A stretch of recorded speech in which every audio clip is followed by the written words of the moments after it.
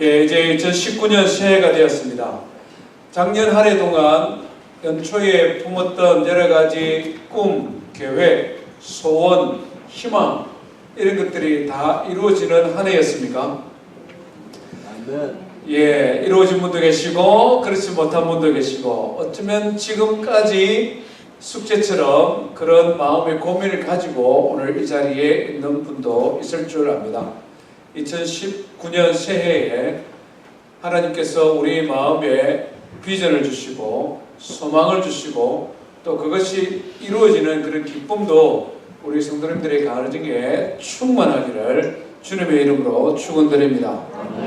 우리 사람을 희망을 먹고 살아가는 존재다 이렇게 표현합니다.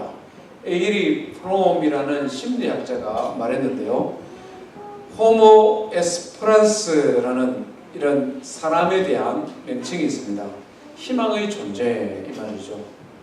성경은 희망이라는 단어보다는 소망이라는 단어를 더 좋아합니다. 아무리 어려워도 소망이 있으면 버텨내지 않습니까? 그런데 소망이 없으면 금세 지치고 절망하고 포기해버리지 않습니까? 소망의 중요성 아무리 강조해도 지나침이 없습니다. 이것을 극적으로 단적으로 드러내는 두 가지 이야기가 있는데요. 잠깐 한번 들려드리면요. 어느 무더운 여름날 아주 일을 하던 공장에서 일을 하던 한 젊은이가 하도 더우니까 지하실에 내려가면 좀 시원하지 않겠나 내려가니까 마침 거기에 큰 냉동고가 하나 있는 것입니다. 그래서 성급한 마음에 냉동고 문을 열고는 들어갔습니다. 방심하는 사이에 그냥 문이 잠겨버린 겁니다. 안에서 아무리 열려고 해봐도 열리지 않고 소리쳐도 소리가 들리지 않는 것 같습니다. 갑자기 등골이 서늘해지면서 급속한 냉기가 엄습해 오는 것을 느꼈습니다. 그리고는 혼자 생각했죠. 미련하게 덥다고 냉동고 속에 들어와 얼어 죽게 생겼구나. 이틀 정도 시간이 지났는데요. 사람들이 그를 찾고 찾다가 혹시나 하는 마음에 지하실로 내려가서 냉동고 문을 열어보니까 사늘하게 죽어있는 것입니다. 그런데 보니까 놀라운 것은 이 냉동고는 고장난 냉동고였습니다. 온도가 15도 정도밖에 되지 아니했고 산소도 충분히 많이 있었습니다. 그런데 이 청년이 왜 죽었을까요?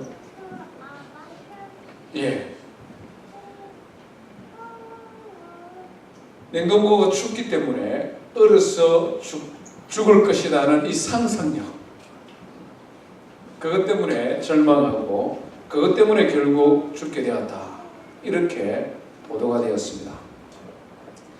희망을 잃어버리니까 오히려 희망이 꺾여버리니까 그것 때문에 사람의 생명도 잃어버릴 수 있다는 것이죠.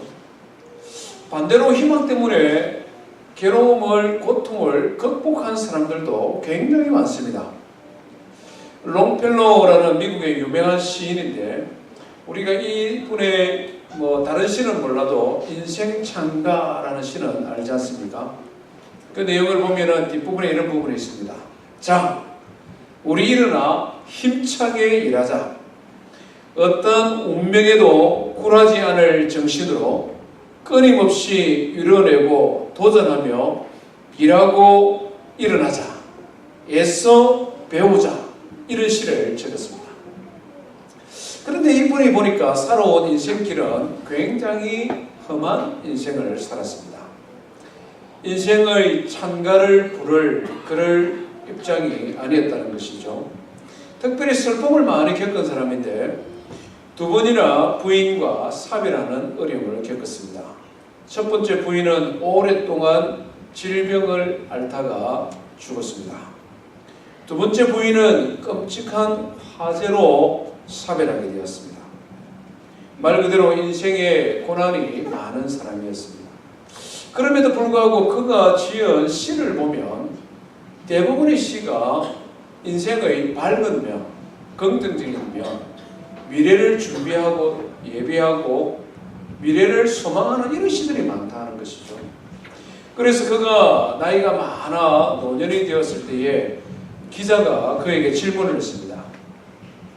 당신은 여러 가지 인생의 슬픔과 고난을 많이 겪은 사람인데 어떻게 당신이 지은 시는 한결같이 아름다운 인생을 노래하는 그런 시를 지을 수 있었습니까?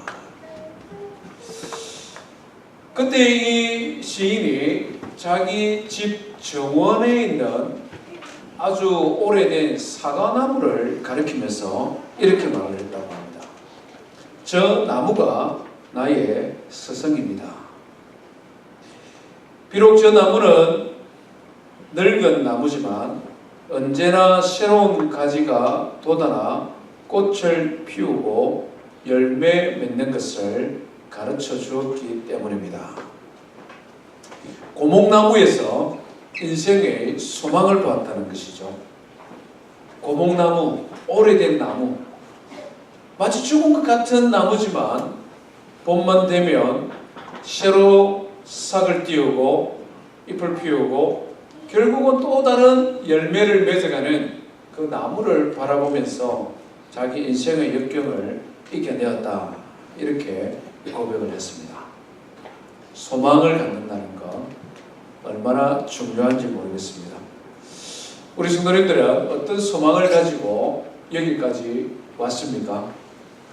또 새해에는 어떤 소망을 우리 성도님들의 가슴에 품고 살아가기를 원합니까? 우리가 분주하고 바쁜 일상의 삶을 살아가는데요. 이번 한 주간 한 해를 결산하고 새로운 새해의 계획을 세우면서 우리 마음에 소망을 가졌으면 좋겠습니다.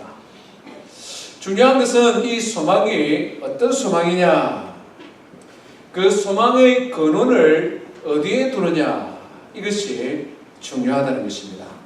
오늘 우리가 읽은 본문에는 두 가지 소망을 서로 대조하고 있습니다. 쓸모없는 것, 소용없는, 아무런 의미가 없는 소망이 있는가 하면 복받은 인생을 만드는 복된 소망이 있다고 성경은 우리에게 말씀합니다. 의미 없는 소망이 뭐냐? 오늘 읽은 3절 4절이죠. 우리 본문 3절 4절을 다시 한번 보시기를 바랍니다. 귀인들을 의지하지 말며 도울 힘이 없는 인생도 의지하지 말지니라. 이 귀인이라고 표현하고 있지 않습니까? 한마디로 말하면 유력한 사람들이죠. 유력한 사람들. 사람을 유력하게 만드는 것들이 있지 않습니까? 정치 권력입니다. 돈입니다. 남들과 구별되어지는 특별한 능력, 탤런트. 그래서 이와 같은 것들을 많이 소유한 사람들을 우리는 영향력 있는 사람이다. 이런 표현을 잘 씁니다. 그런데 성경은 이런 영향력 있는 사람에게 소망을 두지 말아라. 의지한다라는 말은 기댄다는 말이잖아요. 뭔가 기대하는 마음을 가진다는 것이 않습니까? 왜 그렇습니까? 아무 소용이 없다는 것이죠. 첫 번째는 우리가 생각하는 것만큼 그 사람이 실제적으로는 영향력이 없을 수 있습니다. 두 번째는 실제 영향력이 있는데 그가 가지고 있는 그 영향력을 나를 위해 서고자 하는 의지가 없을 수 있습니다.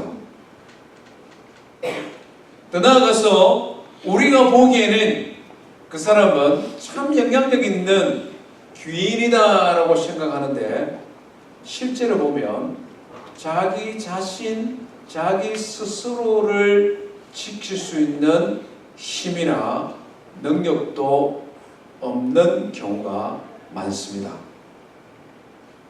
그래서 성경은 그런 인생을 의지하지 말아라 이렇게 말씀하고 있습니다.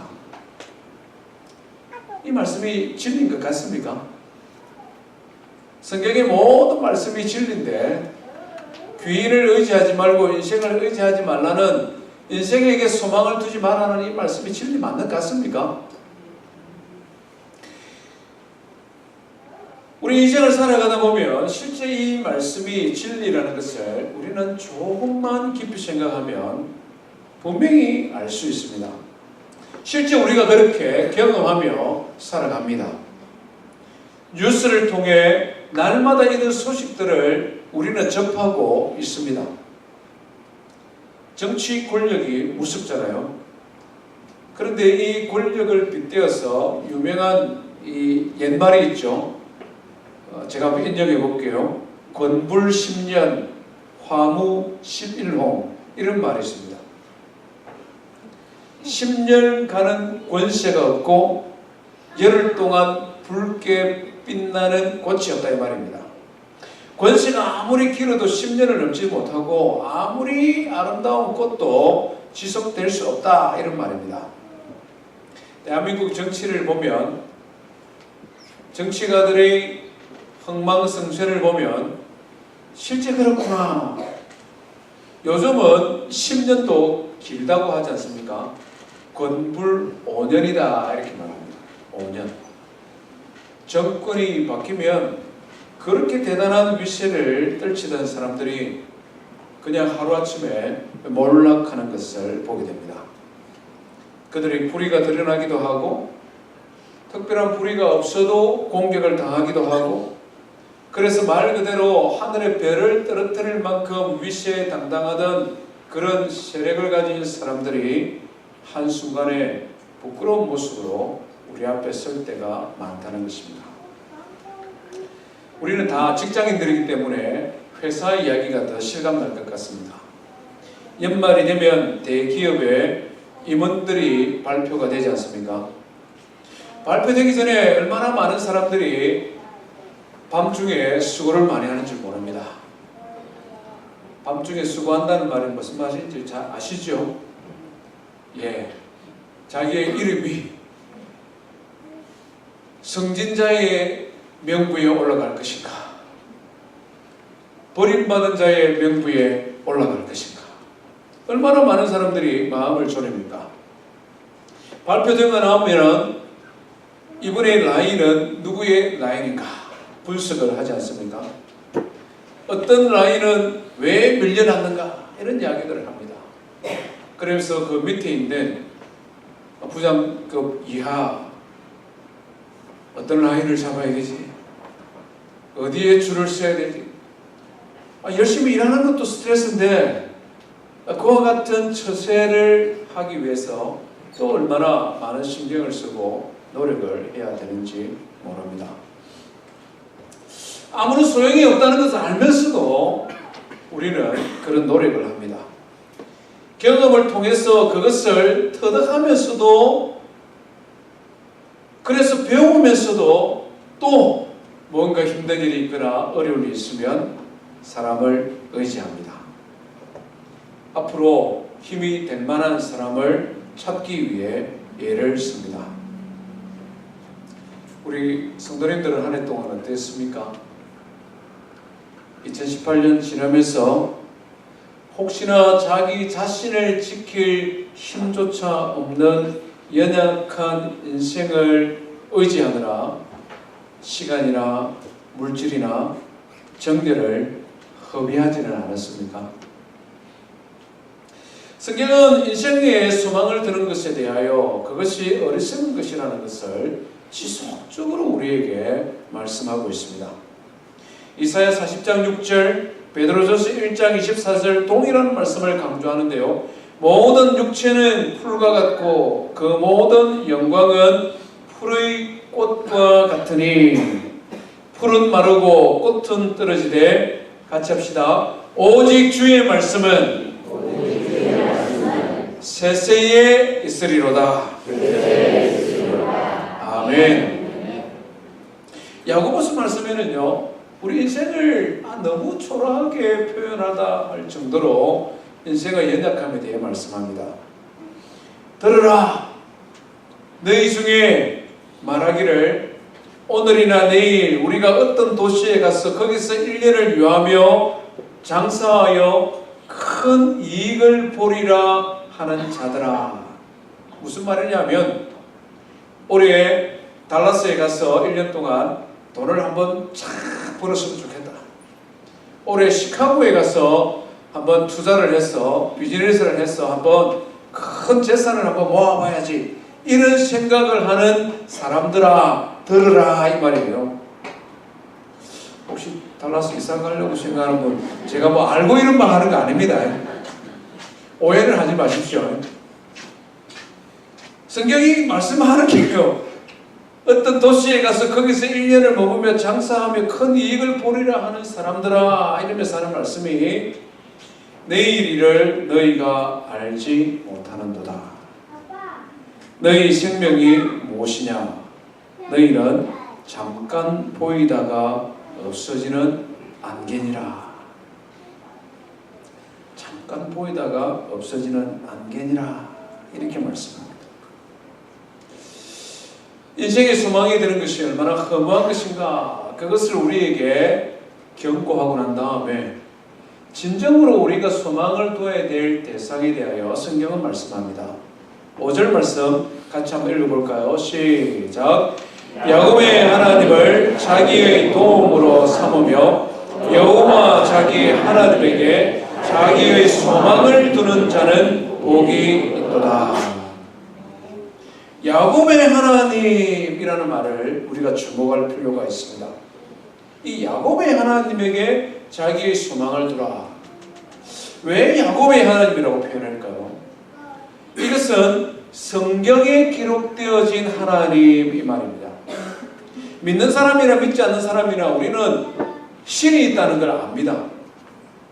그래서 우리 대한민국 사람들은 하나님이라는 단어를 쓰기 이전부터 하느님, 하늘님 이러면서 천지에 옥황상제가 있다고 그냥 빌었지 않습니까?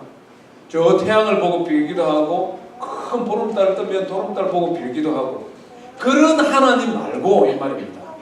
야곱의 하나님 이 말은 막연하고 추상적인, 잘 알지 못하는, 그렇지만 어떤 힘을 가진 절대적인 존재, 하늘에 있는 하나님, 이 하나님 말고 성경에 기록되어진 야곱의 하나님, 성경에서 자기 자신을 드러낸 그 하나님께 소망을 두라 이렇게 말합니다. 왜 하필이면 야곱의 하나님일까? 우리 성도님들 야곱이라는 인물을 잘 알지 않습니까? 이스라엘의 12지파의 아버지, 창세기 25장부터 47장까지 아주 많은 분량을 차지하고 있는 인물입니다만은 별로 좋은 이미지를 주는 인물은 아니지 않습니까? 이삭의 쌍둥이 아들로 태어났습니다. 둘째로 태어났죠. 시간이 들면서 억울했는가 봅니다.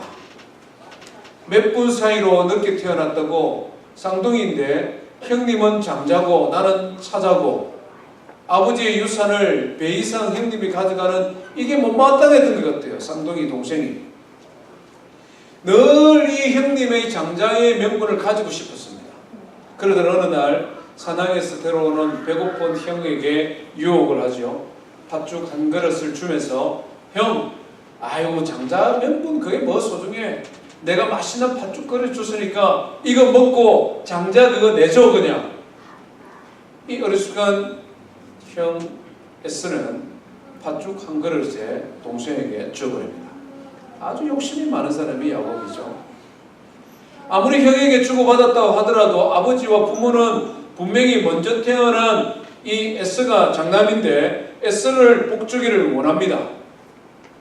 그래서 아버지를 속이기로 결심을 하죠.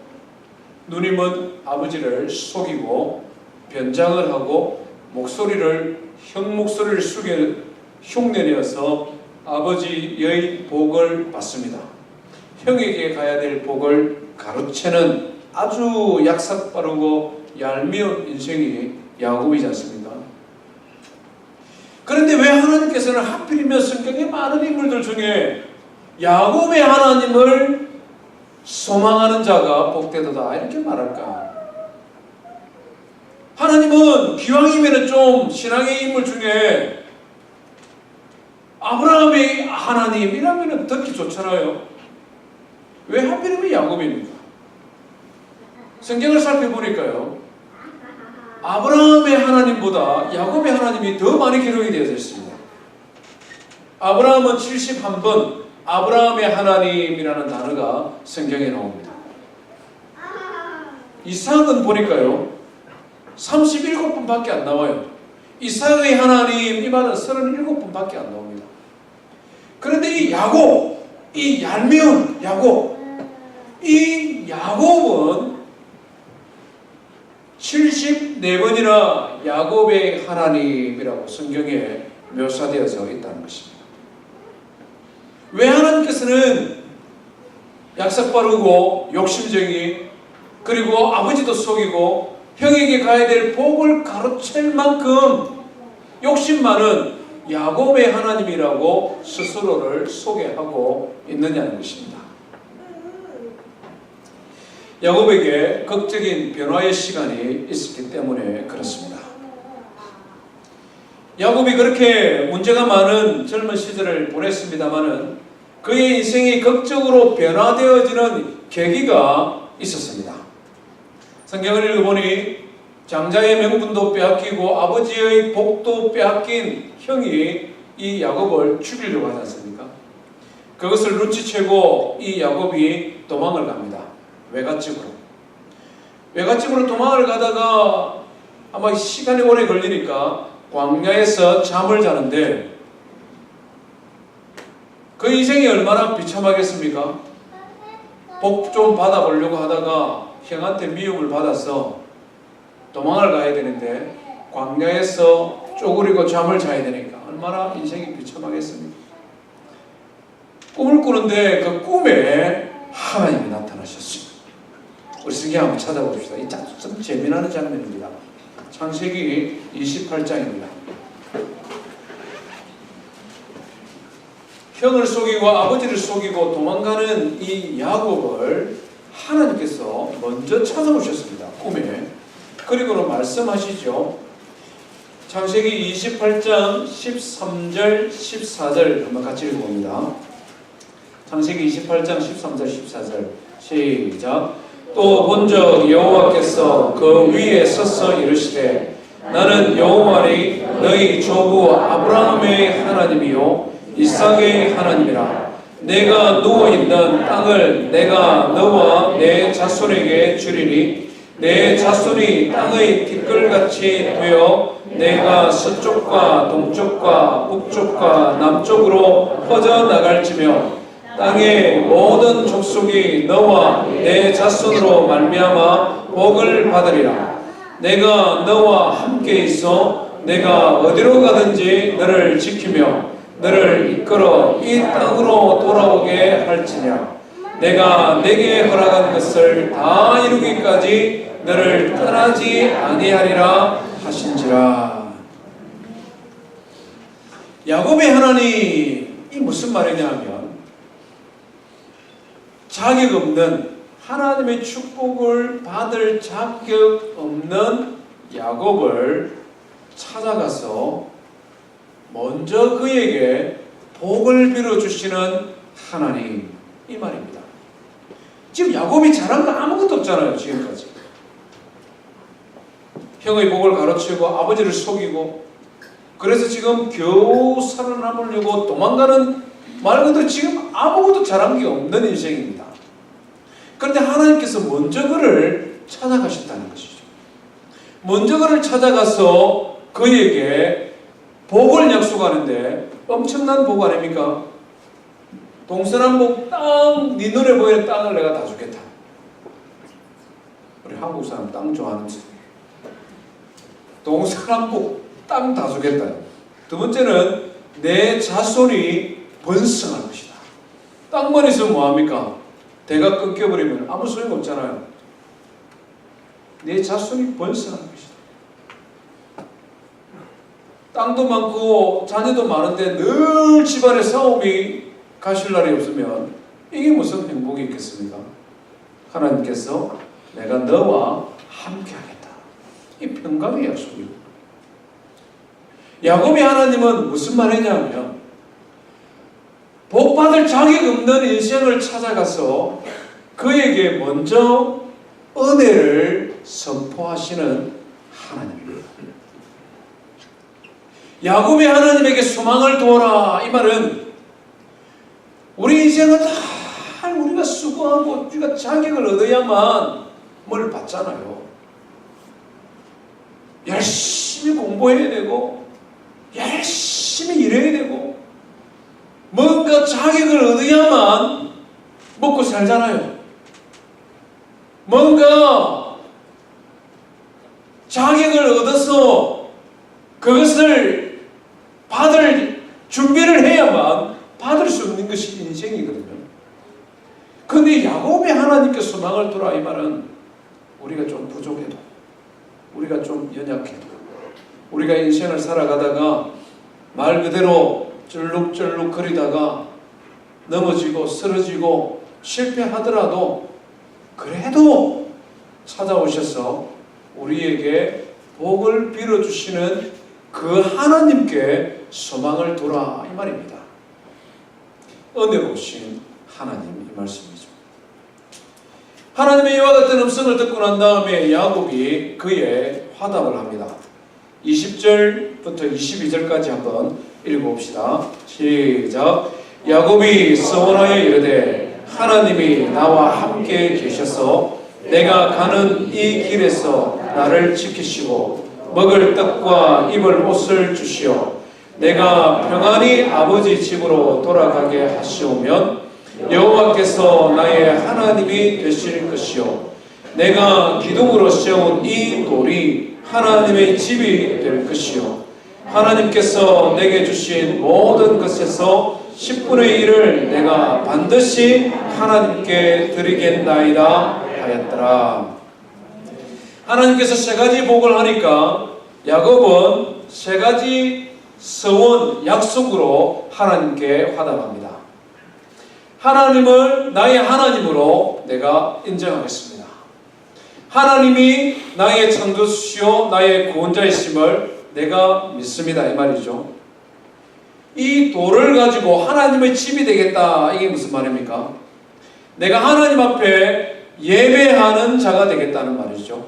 나중에 이곳이 하나님의 성전이 들어서는 그런 땅이 되어집니다.